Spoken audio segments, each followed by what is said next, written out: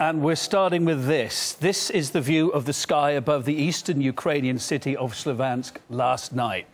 Its residents woke up to what they claim were incendiary bombs being dropped on their heads. That is a weapon banned by the UN, and Kiev denies its use. But here's what local residents told RT International. We all saw what happened here yesterday. They used rocket launchers as well as incendiary bombs against us. The ground was on fire. How can the ground burn by itself? It burned for about 40 minutes.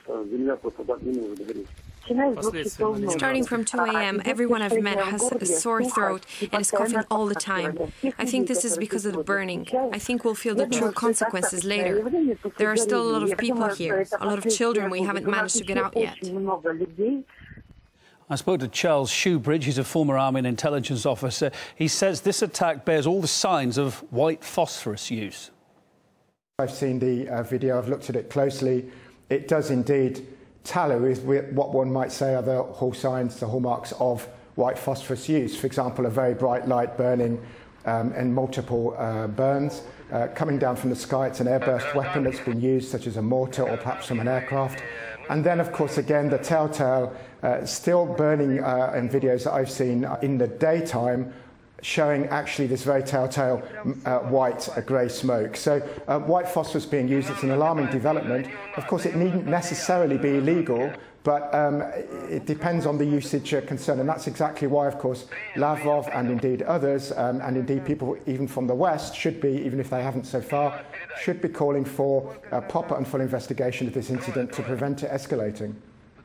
Slavyansk itself is, of course, an industrial city with a population of over 100,000 people. It's been a focal point of the government's crackdown on dissent. It's been under regular artillery fire for weeks now. Russia's submitted a resolution to the UN Security Council calling for an end to the violence and an investigation into the use, maybe, of banned weapons here. It calls on all the parties to refrain from actions endangering the lives and security of the civilian population, civilian infrastructure, and humanitarian goods. It calls on them to immediately end violence and agree to a sustained ceasefire. In fact, we also have a reference, a new disturbing phenomenon. There is news, there are reports about the use of white phosphorus munition in the course of fighting by the Ukrainian side, and we believe that there should be international attention. Charles Shoebridge again, describing for us the dangers of white phosphorus. It will burn right through somebody's body, right to the bone. And also white phosphorus cannot be put out by use of water. It needs sand or some other material to actually suffocate it from burning, to cut off the oxygen supply.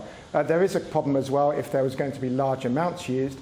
It is also a poison. For example, it can be used, or large amounts of it might be said to contaminate water supplies and so on, but it would take quite a lot of it being used in those circumstances. It's mainly a question that this is, if it's indiscriminate use in urban areas, as appeared to be the case last night, again, it needs proper investigation, then this may well be unlawful. But in any case, it's a startling development of a fearsome weapon, whether it's strictly banned or not in these circumstances. And there were similar arguments over the Israelis' use of it in Gaza, for example. That is an escalation of this war, and a war that's involving civilian casualties.